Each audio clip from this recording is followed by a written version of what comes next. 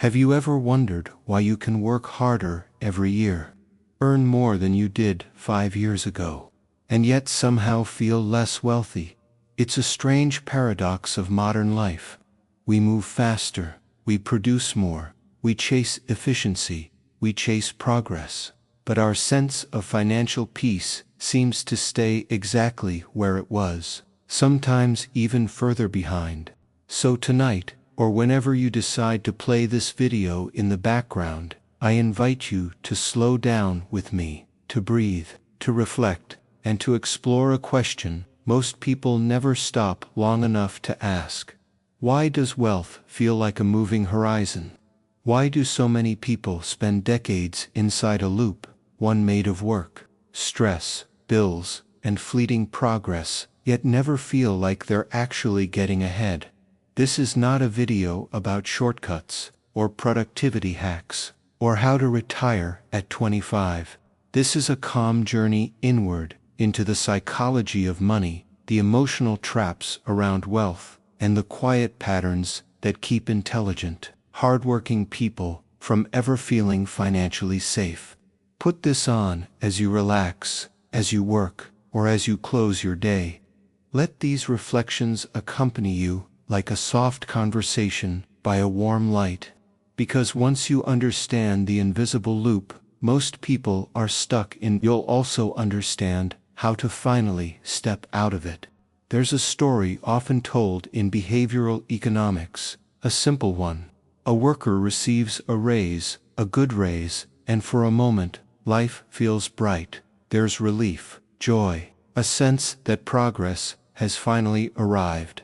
But soon, sometimes within days, the feeling fades. The raise disappears into new expectations, new expenses, new pressures, and before long, that person feels exactly how they felt before the raise. This phenomenon has a name, the hedonic treadmill, but outside of psychology, we might just call it the money loop. The cycle where more income leads to more lifestyle leads to more pressure, and more pressure leads to more work. And yet, no matter how hard people push, they almost never feel the peace that wealth promises. Instead, they live in a form of chronic financial tension, even when their income is higher than what previous generations could dream of. But why? Why does money behave this way in our minds? To understand that, we need to go deeper into the architecture of modern life, into the silent expectations we inherit, and into the psychology that quietly shapes how we experience wealth. Most people don't start life wanting to be trapped. They start with dreams, with ambition, with a desire for progress. But somewhere along the way, the path turns from upward growth into circular repetition. It usually begins with a subtle belief. Once I earn a little more, I'll finally feel secure. This belief drives people to work harder, take more responsibilities, push their limits, and often they succeed. They do earn more, but the mind adapts instantly. The new income becomes the new normal, and expectations silently inflate around it. Expenses expand, social comparisons shift, and the feeling of not enough returns unchanged. This is why wealth, for many people, is not a destination, but a mirage, a horizon that moves as they walk toward it. You may know someone who doubled their income and still feels behind, or someone who bought a larger home but feels just as stressed as when they rented, or someone who chooses a high-paying job they dislike, believing the sacrifice will eventually pay off, and yet the sacrifice stretches across years, and the peace never arrives. This is the first trap of the money loop, the belief that the next step will finally create security. But the truth is simpler and much quieter. Without structure, income becomes water poured into a bucket with holes. There is a moment many adults experience, the moment when they suddenly have more than they ever had, but feel less free than ever. This usually happens when lifestyle grows faster than meaning, when new income is matched with new obligations, when purchases become coping mechanisms, when conveniences become necessities, when comfort replaces purpose.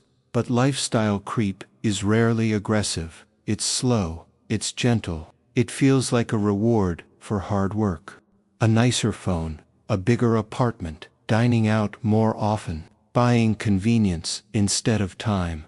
None of these things are wrong, but added together, they silently reshape a person's financial life. They eliminate the space where wealth could grow. They replace stability with subtle dependence on higher and higher income. This is the second trap of the loop, a rising lifestyle that consumes every gain. And here's something most people don't notice. As lifestyle grows, so does identity. People begin to see themselves as someone who needs these new comforts. So cutting back feels like losing status, losing progress, or even losing dignity. Lifestyle creep doesn't just drain money, it locks self-worth into spending. If modern society has one defining feature, it is this: we live surrounded by other people's highlight reels, their vacations, cars, homes, brands, restaurants, achievements, upgrades. Humans are social creatures. We measure value through comparison. It is ancient, instinctual, and in a world where thousands of lifestyles are visible at all times, comparison becomes overwhelming. Not intentional, not aggressive, just constant. You might feel content until you scroll, until you see someone your age buying a home, or someone younger earning more, or someone with a life that seems calmer, nicer, easier, and suddenly your life feels insufficient, not because it is, but because comparison changed the scale. This is the third trap of the loop, the emotional erosion caused by comparison, because when your measurement of success is external, your progress never feels like progress.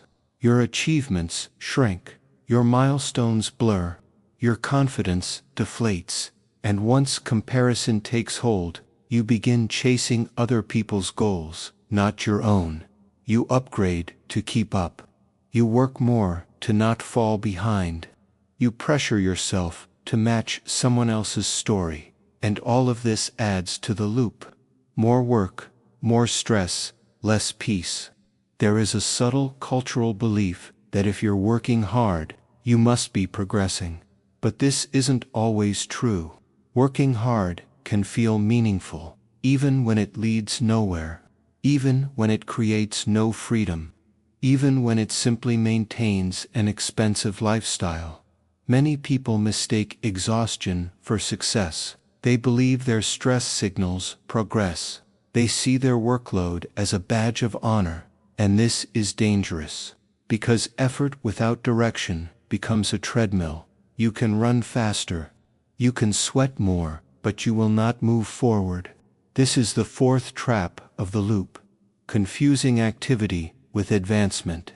People work and work and work, not realizing they are reinforcing the very life that makes them feel trapped.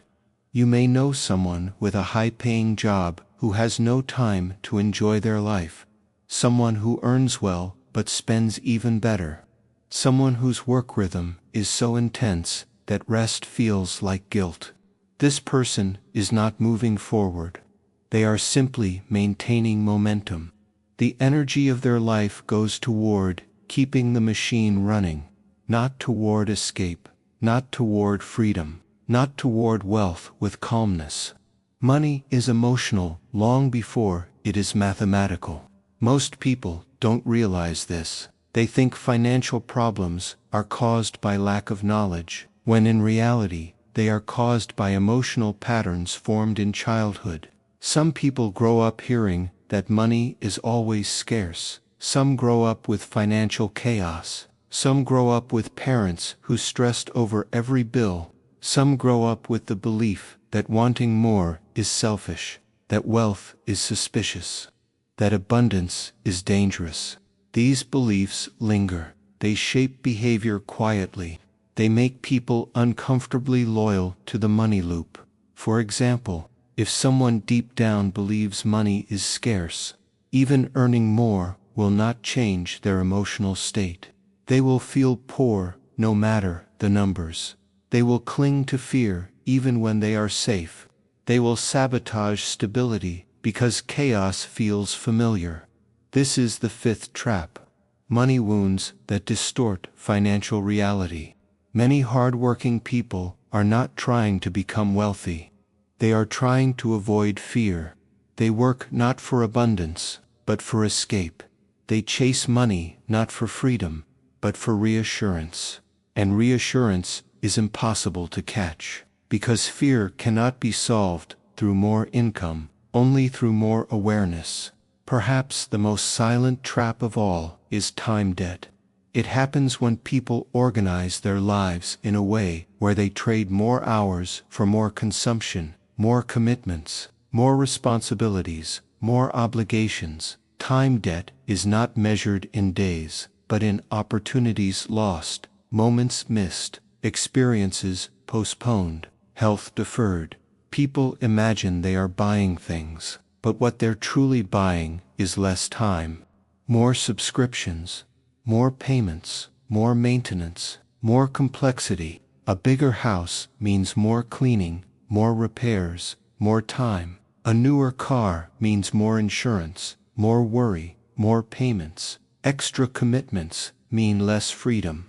Eventually, a person wakes up and realizes, I've built a life that costs too much of me.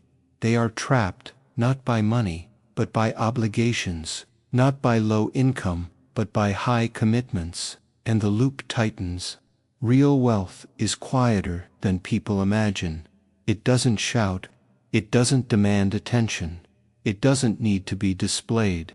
True wealth feels like breathing without anxiety, waking up without dread, having space in your day, being unhurried, having savings you don't touch, knowing your future self is protected, being able to choose, not react.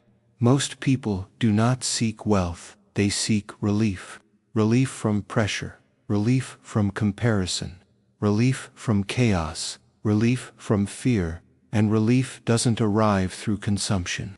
It arrives through clarity, through structure, through habits, through intentional living. One of the great truths of financial psychology is this: you don't escape the money loop by earning more. You escape by needing less, not in a restrictive sense, but in a liberating way. Your power grows not when you acquire more things, but when fewer things control you. Your peace expands, not when income rises, but when dependence falls. Wealth is not the accumulation of upgrades. It is the accumulation of control. The control of your time, your choices, your direction. There comes a moment, sometimes subtle, sometimes dramatic, when a person realizes, I don't need to live like this. A moment when they see their patterns clearly, when they understand that their stress was optional, that their lifestyle was self-built, that peace is not a purchase, but a practice. This moment is the beginning of financial maturity, not in the sense of age, but in the sense of awareness. Once you see the loop, you cannot unsee it. Your decisions change shape. Your priorities reorganize. You begin valuing the invisible forms of wealth: free time, empty calendars, simple systems, small joys, savings that grow quietly, the ability to walk away, the comfort of enough. You start measuring life by depth, not by speed. You begin wanting less and appreciating more. And slowly, the loop loosens. Escape never happens dramatically. It happens in whispers. A person begins simplifying. They start removing the unnecessary. They stop chasing upgrades that never gave peace. They stop comparing their life to someone else's highlight reel. They start seeing money as a tool, not a scoreboard. They save, not to feel superior, but to feel calm. They invest, not to impress, but to protect. They work not to escape poverty, but to build freedom. Their relationship with time changes. They reclaim pieces of their day. They choose work that aligns with direction, not just income, and slowly, the loop becomes linear. Forward, purposeful, alive. Escaping the money loop is not about becoming rich. It's about becoming intentional, because the secret is simple. The people who feel wealthy are not the ones who have the most, but the ones who need the least to feel complete. So if you ever feel like you're working harder but never getting ahead, know that you're not failing, you're human. You're responding to pressures built into society, expectations built into culture, and habits built into your past. But awareness is powerful. Once you see the loop, you begin to step outside it. You slow down, you breathe. You choose simplicity over status. You choose direction over effort. You choose meaning over comparison. You choose time over trophies. And eventually, you discover something many people never realize. Wealth is not a goal. It is a feeling, a quiet one, a peaceful one, a steady one. One that grows each time you make a choice that aligns with your future self, not with someone else's expectations. In the end, true wealth isn't counted. It is felt in silence. In the calm moments of your life. In the spaces money can't buy. In the freedom you build slowly, intentionally, and with peace. If you enjoy calm reflections about wealth, subscribe for more quiet money stories. And if you feel like this message spoke to you, leave a comment below. Tell me what part of the money loop you've experienced. Your story might be the one someone else needs to hear. Thanks for watching. See you soon, friends.